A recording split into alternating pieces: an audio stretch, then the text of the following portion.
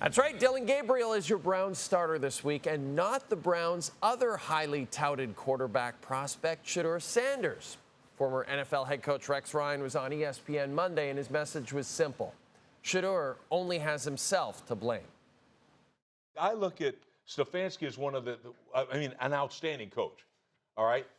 But why the hell isn't he putting Shedeur Sanders? We're all waiting to see the Shedeur Sanders be the guy or Gabriel, whatever. Something's missing. Something's missing with this kid. This kid talks. He runs his mouth like I could be a starting quarterback with his arms crossed like this. Get your ass in the front row and study and do all that. If I know, the whole league knows. Quit being an embarrassment that way. You got the talent to be the quarterback. You should be. You should be embarrassed that you're not the quarterback now. And after Dillon Gabriel was named the starter on Wednesday, Sanders had this bizarre interaction with the Cleveland media that ESPN NFL insider Adam Schefter says was a reaction to Rex Ryan's comments. Quarterback.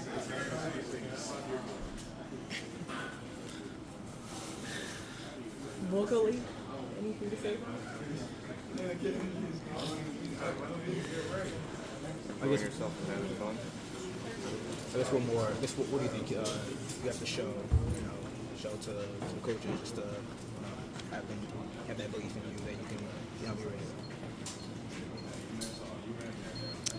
What can you say?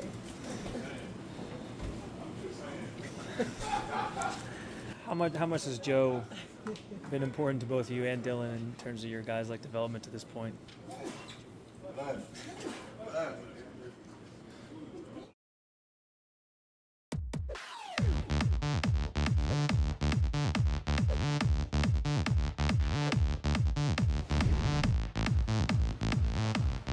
He's got a fresh new haircut and he's full of cookies. It's time to check in with Luke Willson, Canada's favorite tight end, for our weekly edition of Luke Who's Talking. Yes. You're ready to go. You're looking sharp, buddy. Shedeur Sanders, we just saw it. As soon as I saw it, I thought to myself, I cannot wait to hear what Luke has to say about this. So, Luke, your reaction to that bizarre media scrum from Shedeur? Jay, it's so ridiculous. It's hard to even fathom. Okay, and I can come at this from numerous angles here, but I know we don't have all night. First and foremost, it's a bit strange, especially when a veteran guy gets benched, towards the end of his career. Some of the questions are like, what has Joe meant to you? How has he learned from him? Have some respect for this guy. Go up here and be like, and again, I would assume it's been great learning from a guy like Joe Flacco who has been around the block.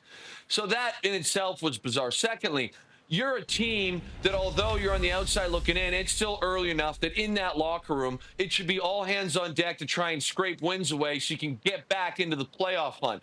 Oh, and by the way, your division has a lot of issues, okay, meaning the Ravens are decimated with injuries. So you're not out of this thing if you can find ways to win.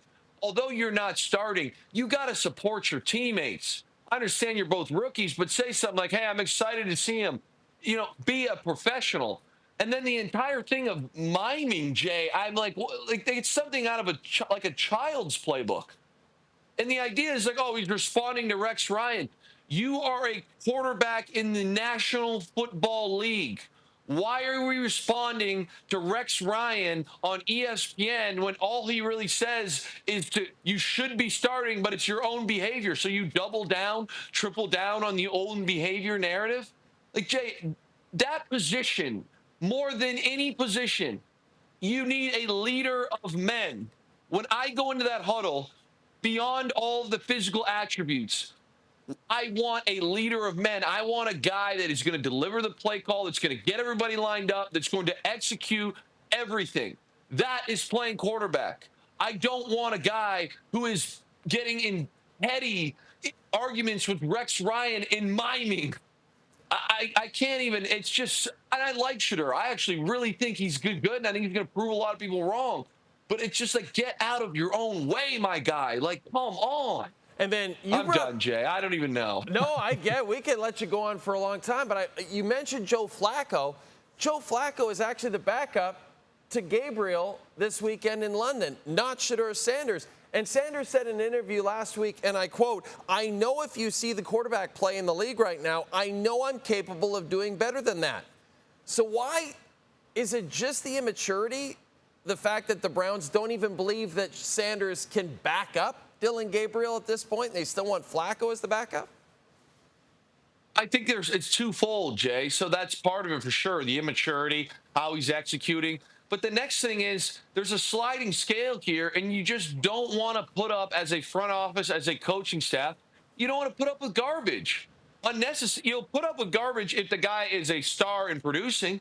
But right now, we don't need our second string quarterback going and miming in front of reporters and being the national news story of the NFL. You need your second string quarterback to be seen, not heard. That's what playing backup is. Be ready to go. Say the right things. Do the right things. Once you become a star, sure, you can do whatever you want. But that's not how things work, you know? And it's so, to answer that, I think part of it is probably execution. But the second part is like we just don't want the guy to get anywhere near the field because we don't want to deal with the drama and the mass chaos that's going to come with it. And this is obviously justifying every team in the NFL turning him down in the draft multiple times, right? Like, I mean, if you're the Browns, do you not just cut him at this point? Like, why even have him around your team?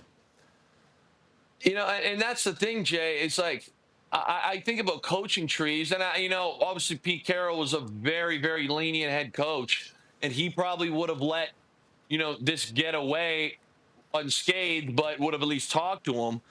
But like the idea that like a Matt Patricia or someone from a Belichick tree would let a third string quarterback make a mockery of an interview is absurd. Yeah. Like it is it's a third string QB we're talking about right now. Everyone's talking about it is and not in a good way. It's absurd.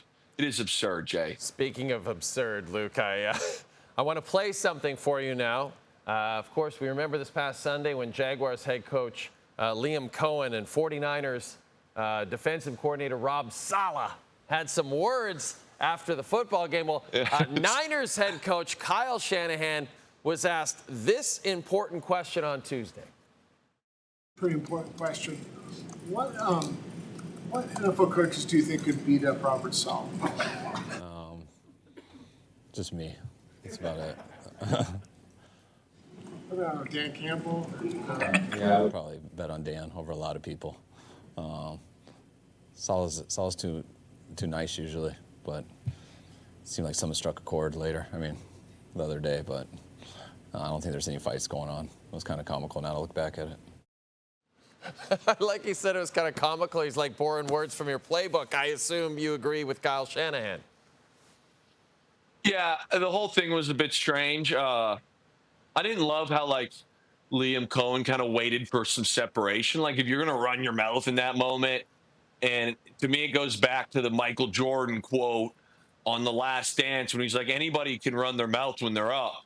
Now the game's over. You want to come by, rub it in a guy's face. I didn't love that out of Liam Cohen. Again, it does sound like a misunderstanding. Back to the fighting, though, Jay. I would put if I had a hierarchy of coaches who could beat each other up, I would put Dan Campbell at 1. But the sleeper for me and the number 2 that I think could get real nasty is DeMeco Ryans from the Houston Texans. Yes. I feel like, he played linebacker at a very high level. He still looks like he's in great shape. Those defensive guys are all a couple screws loose. I think DeMeco Ryans could cause some damage. I think he could cause some damage. I think that is a great pick. That's a sneaky great pick for sure. I love that one. Speaking of defensive coaches, your guy Mike McDonald in Seattle looks like he's been hitting the gym too. So I don't know. He's like he's got a simmering anger underneath there, as you said, I think.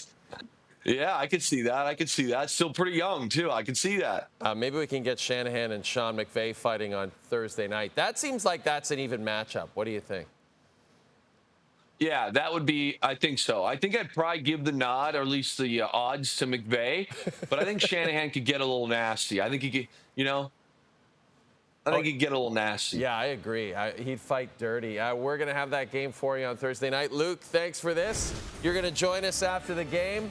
It's the Niners and it's the Rams. The Rams a 7-point favorite after previously being a 5.5-point favorite. The Niners have a slew of injuries. NFC West Division battle. Two 3-1 teams. What a great game to kick off Week 5. You can see it on TSN beginning with the pregame show at 7 Eastern. And as I mentioned, our show will immediately follow the game.